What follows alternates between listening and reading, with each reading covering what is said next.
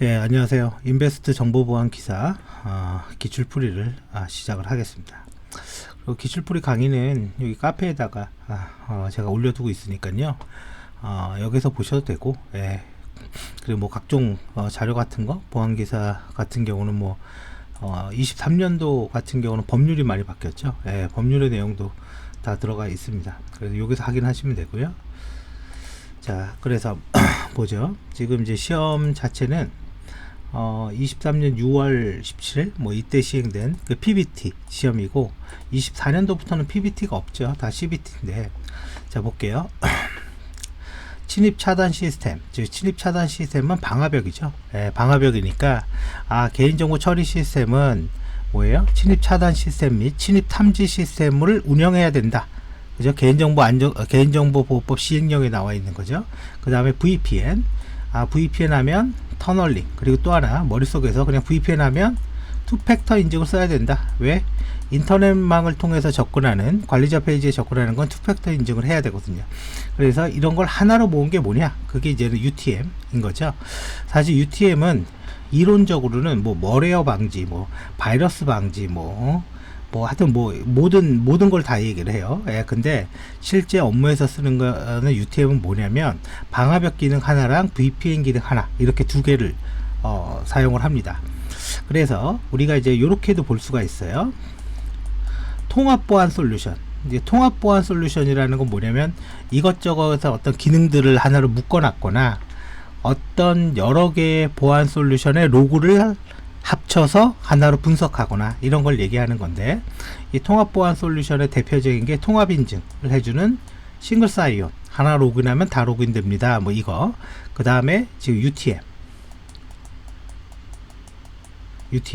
이제 이런 것들이 다 통합 보안 솔루션, 그리고 전체 보안 솔루션들이 발생하는 어떤 로그들을 수집해서 보안 관제를 할 수 있는 ESM, 그죠? 이런 것들이 다 통합 보안 솔루션입니다. 자, 한번 볼게요. 다음 가로 안에 들어갈 문장으로 적합한 것은 뭐냐? DLL 인젝션은 임의의 DLL을 원하는 기억에서 기억으로 로드하는 거다라고 그랬는데요. 사실 이거 특이한 문제입니다. 사실 보안기사에서 이런 패턴의 문제는 거의 안 나왔거든요. 근데 이건 실전이거든요.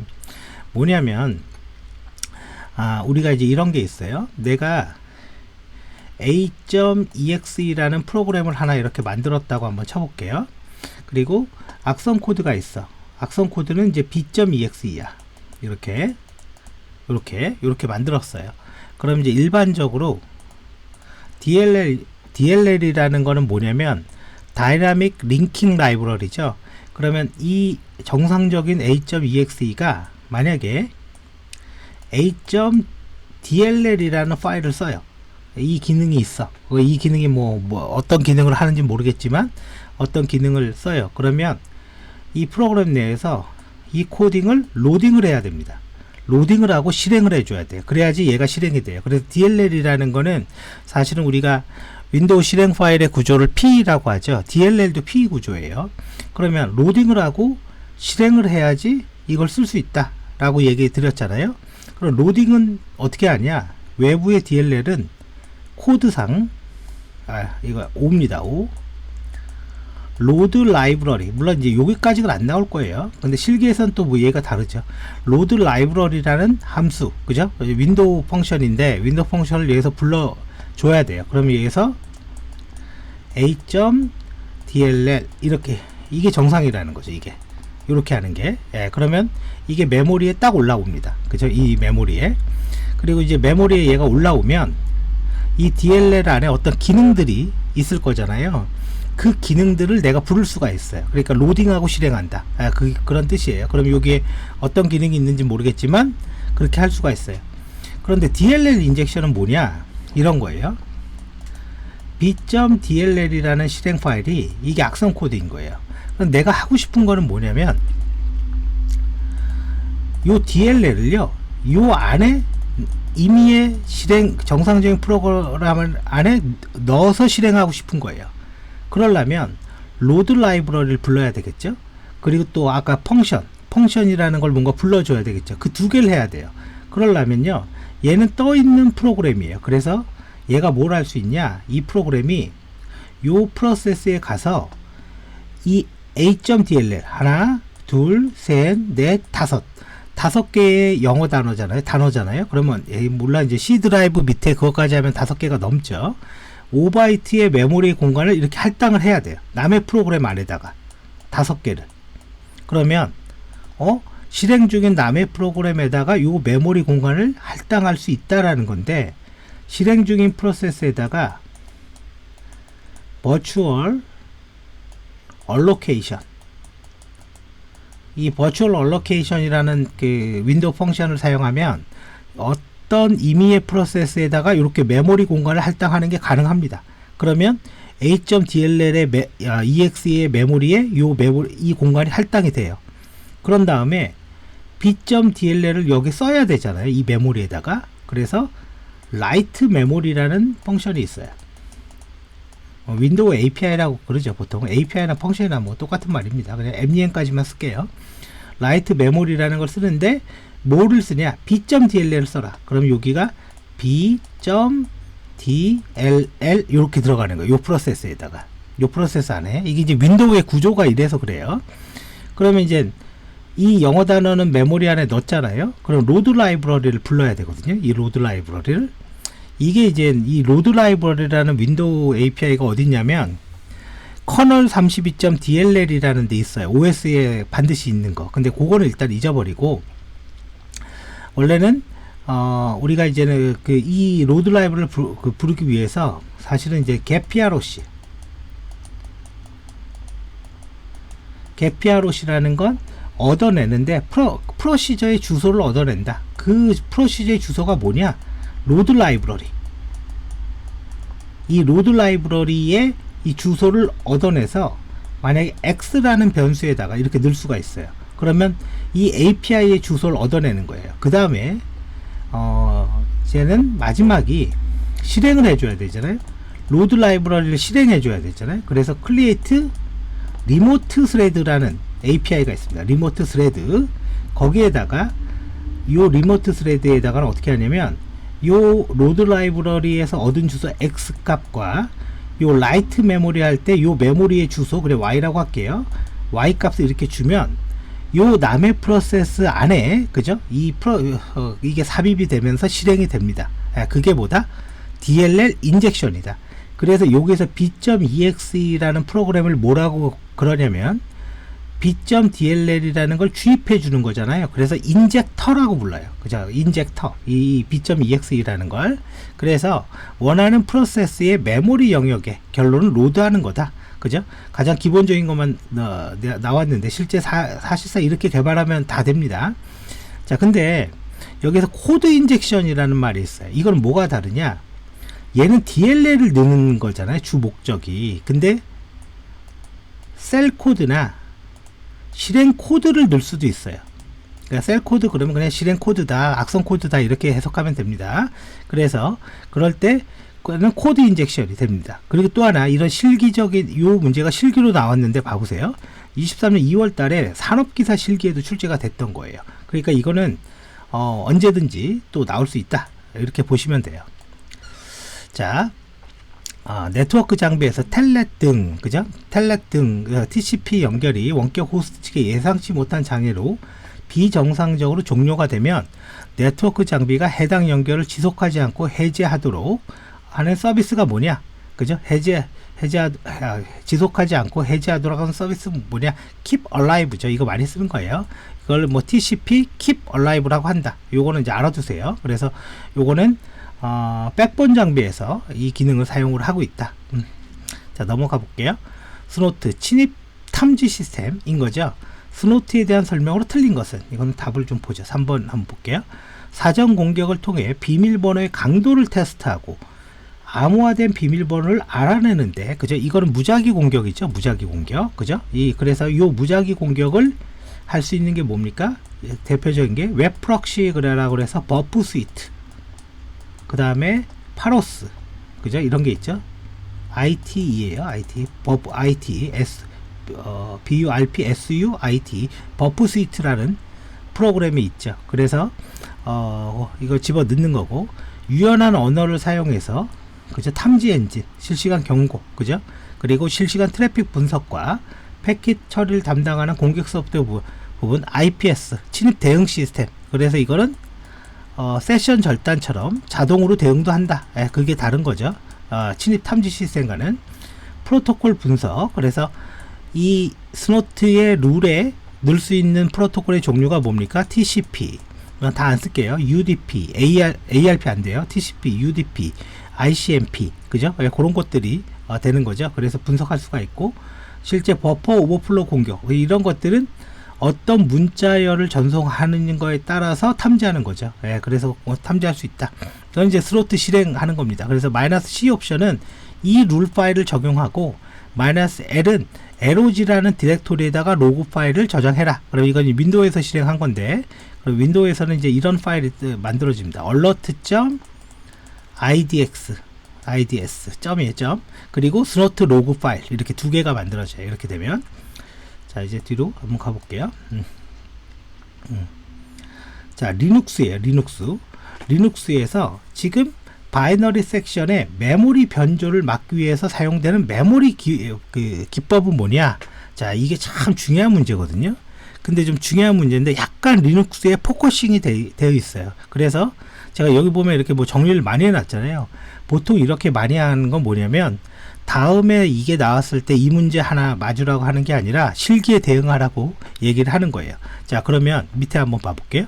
OS 차원에서 그죠? 메모리를 보호하는 기법이 있어요. LSNR 이거 이제 필기 실기 엄청 많이 나왔죠. 그래서 요 디렉토리 경로까지는 다 몰라도 돼요. 랜덤와이즈 VA 스페이스 이거는 이제 보안 약점 진단원 기출 문제이기도 해요. 거기에다가 2라는 값을 집어넣어라. 자, 이게 뭐냐? 이게 0, 1, 2 이렇게 세 가지의 값이 있습니다. 세 가지의 값이 있는데 0이라는 건 메모리를 할당할 때, 메모리의 주소를 할당할 때 정적으로 고정된 주소를 쓰겠다라는 거고, 1이라는 건 스택만 동적으로 주소, 2라는 건 여기 써 있을걸요? 스택과 힙의 라이브러리 주소를 이 랜덤하게 만들어 주겠다. 그죠? 요걸 얘기하는 거예요.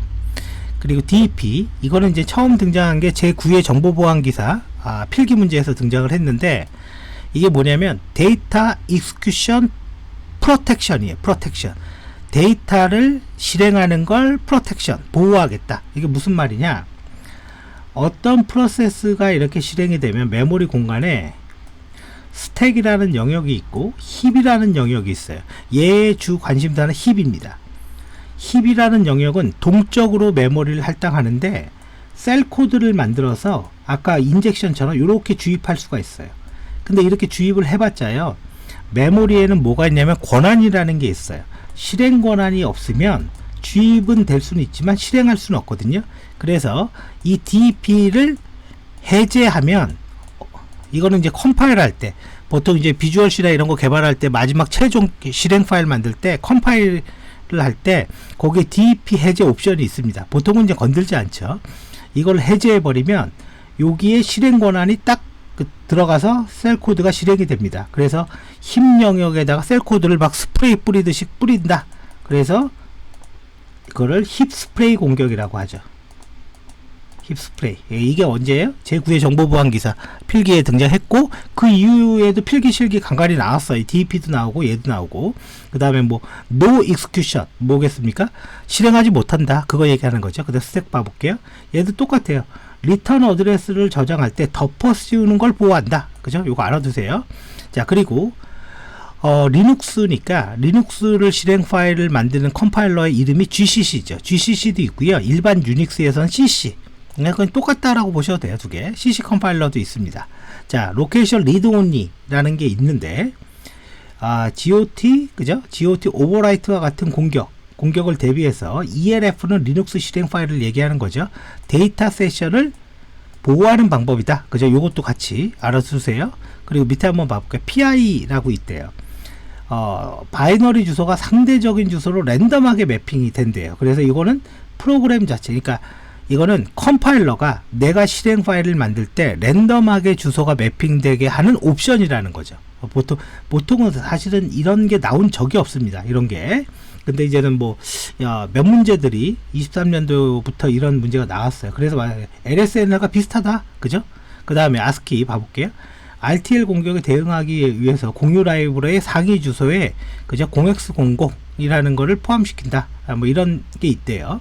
자, 그래서 요것도 같이 이건 이제 컴파일 할 때 이게 옵션이 들어가야 돼. 이런 게 알아두세요. 이렇게 3개. 그리고 요 밑에 게 더 중요합니다, 사실. 자, 그리고 여기다가 이제 제가 다 읽지는 않았지만 뭐 RTL은 뭐고 GOT 오버라이트 공격은 뭐냐, 요거는 여러분들 읽어보십시오. 자, 쭉 이제 넘어가 볼게요. 자, 자, POF 지금 패시브 OS, 그죠? 패시브 OS 핑거프린트의 기능 중, 그죠? 여기에서 인터페이스를 무차별 모드라는 게 뭡니까? 네트워크의 주소가 내 주소가 아닌 거, 즉 예를 들어서 컴퓨터가 이렇게 3대가 있으면 전기 케이블을 이렇게 꽂았다라고 생각을 해보세요. 전기 케이블을. 그러면 통신이라는 건 뭐죠? 결론은 전기가 흘러가는 거예요. 이렇게. 근데 그러면 나한테도 흘러오겠네요. 그래서 기본적으로 노멀 모드라는 건 목적지 주소가 내게 아니면, 그죠? 수신받지 않습니다. 근데 이 무차별 모드, 이게 프로미스큐어스 모드죠. 프로미스큐어스 모드는 목적지 주소가 내게 아니어도 수신받는다. 그 옵션이 뭐냐? 보통 이런 형태는 잘 안 나오는데 아무튼 뭐 출제가 됐어요. 왜냐면 옵션까지 우리가 다 외울 수는 없잖아요. 그죠? 자, SAM, 그죠? SAM이 노출이 되면, 그럼 SAM은 뭐예요? 이 안에 패스워드 정보가 있다 이거예요. 패스워드 정보가 있는데 우려가 있다. 이 SAM에 접근할 수 있도록 하는 그룹은 뭐냐라고 되어 있는데요.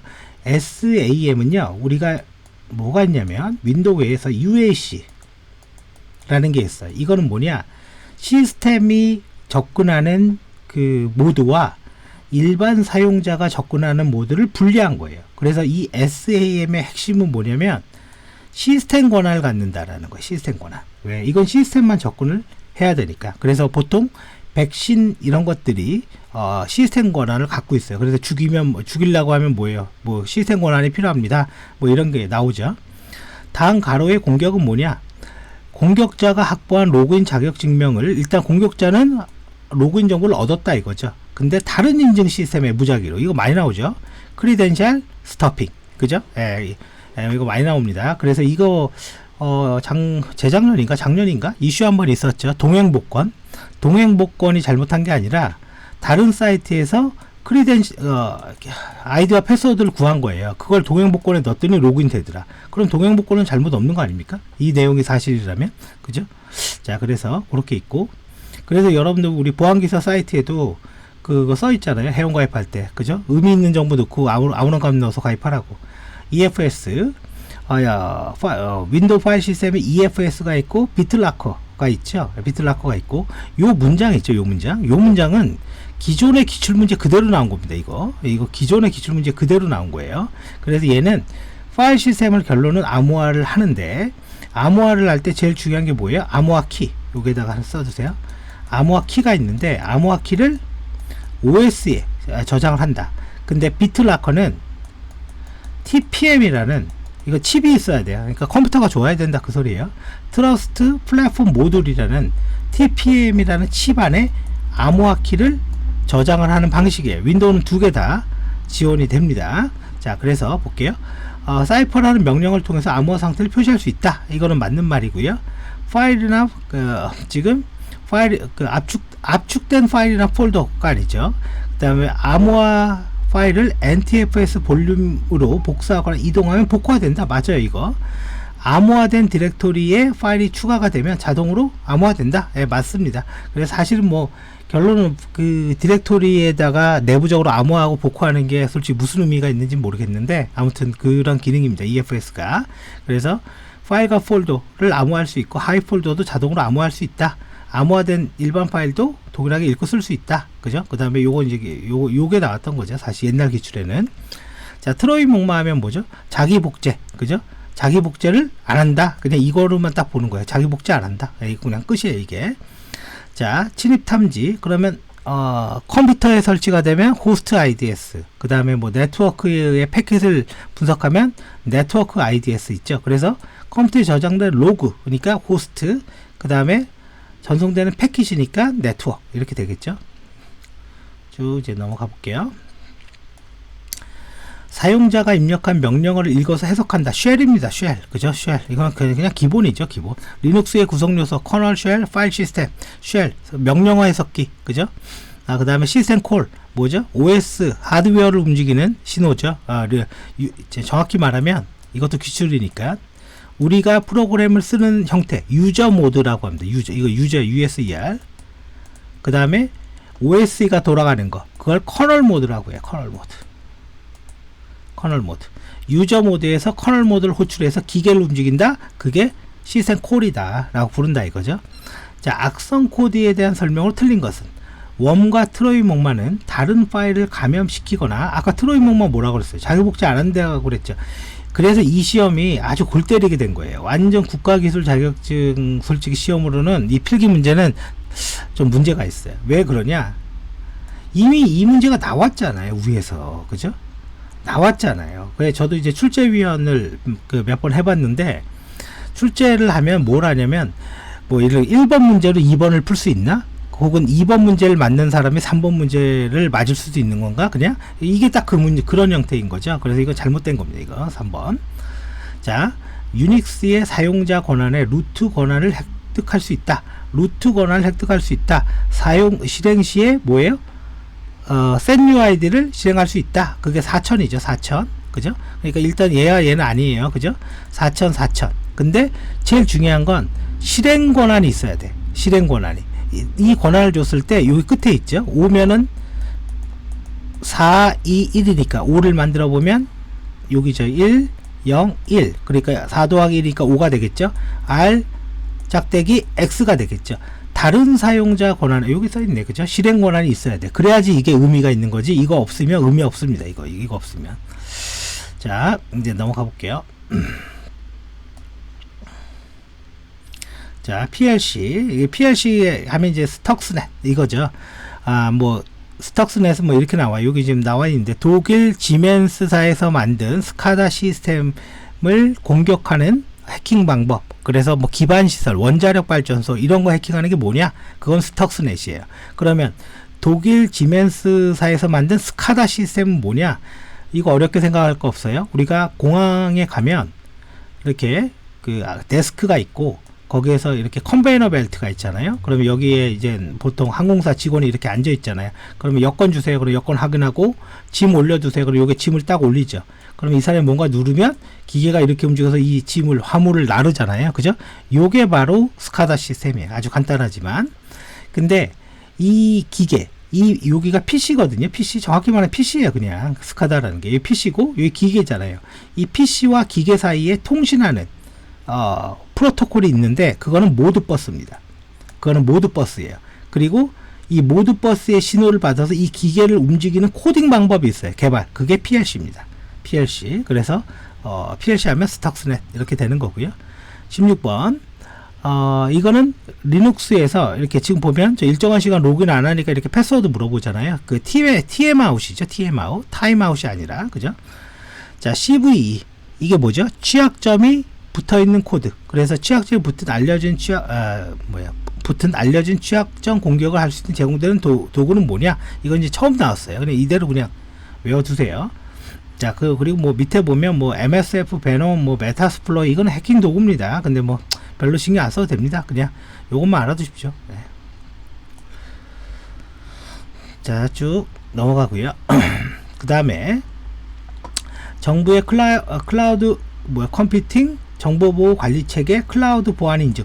이게 좀 몇 번 나오더라고요. 이게 근데 요거 이상은 당연히 안 나와요. 그래서 여기 보면 요거를 그냥 보시는 게 좋을 것 같아요. 보안 유효 기간이 있는데 이아스나 다스. 이아스라는 건 뭡니까? 서버 혹은 스토리지 이런 거 제공해 주는 거. 사스 뭐 어떤 프로그램들, 걔는 유효 기간이 5년이고 표준은 5년, 간편 인증은 3년이다. 그죠? 간편 등급은 이렇게 외우는 수밖에 없어요. 근데 요거보다 더 깊게 나오진 않습니다. 그 사실은 그럼 오바거든요. 예, 이거 시스템 보안 문제도 아니고. 근데도 요게 몇 번 나왔어요. 키사에서 어디죠? KCA인가요? KCA로 시험 주간이 바뀐 다음부터. 자, 그 다음에 다음 문장은 뭐냐? 이게 정말 의미가 있는 문제거든요. 이게 이게 이제 뭘 얘기하냐면 웹 에디터를 얘기하는 거예요. 이게 그러니까 이게 무슨 말이냐, 내가 웹페이지가 있어요. 웹페이지가 여기 뭐 A 태그 이렇게 나오잖아요. 그러면 웹페이지에 뭐 버튼이 있어. 그럼 딱 이걸 누르니까 창이 하나 떠요. 그래서 뭔가를 입력하고 있어. 근데 뒤쪽에 원래 날 불렀던 요 웹페이지 있죠. 요 웹페이지가 바뀌는 거예요. 다른 사이트로, 피싱 사이트로. 그래서 이걸 다 입력하고 딱 돌아오고 나는 원래 그 페이지인지 알았는데 결론은 가짜였던 거죠. 그게 탭 랩빙이라고 해요. 근데 이거는 한 문제를 맞히는 거잖아요. 지금 말하는 게 그겁니다. 한 문제를 맞히는 건데, 그리고 대응 방법 알아두세요. 노 오프너, 그죠? 노 리퍼, 뭐 요거, 그죠? 여기 REL이라는데, 그죠? 근데 요건 한 문제를 맞히는 거고, 실제 요게 실기 시험에 나올 수도 있거든요. 왜냐면 이걸 가지고 실전에서 셀 코드, 그러니까 웹셀 공격 그런 게 가능합니다. 이걸 가지고. 그래서 이게 뭐냐? 2022년 12월에 나온 웹 에디터 보안 가이드라인, 거기에 있는 내용이에요. 그래서 이거 우리 아까 그 카페에도 올라가 있어요. 반드시 봐야 돼요. 이거 왜 저거는 실전에 되는 거예요. 저것만 되는 게 아니라 다른 것도 되는 거니까. 자, 웹셀 업로드 가능합니다. 이것도 이제 처음 등장한 거죠. 자, 솔라릭스 그냥 유닉스라고 생각하면 됩니다. 괜히 솔라릭스라고 그냥 뭐 신경 쓸 거 없어요. 그러니까 유닉스에서 제공하는 베이직 시큐리티 모듈에 대한 설명으로 틀린 것은 시스템에 대한 대부분의 정보를 수집해 시스로그라고도 불린다. 뭐 이거는 이건 시스로그랑 이거는 관련이 없는 다른 내용이에요. 그래서 커널 기반의 로깅을 할 수가 있고, 뭐 로그를 하니까 부하가 좀 걸린다. 그래서 시스템 동작이나 집중적인 로그가 필요할 때만 사용한다. 그래서 보안 감사용이다. 그러니까 문제가 조금 까다롭죠. 사실은 확실하게 23년은 기존의 22년까지 1회부터 22년까지 시험과는 한 3, 4 문제가 좀 틀려요. 느낌이 완전 기존에 없었던 그런 형태라고 보시면 됩니다. 근데 뭐 크게 뭐 문제는 없어요. 자, 일단 여기까지 하겠습니다.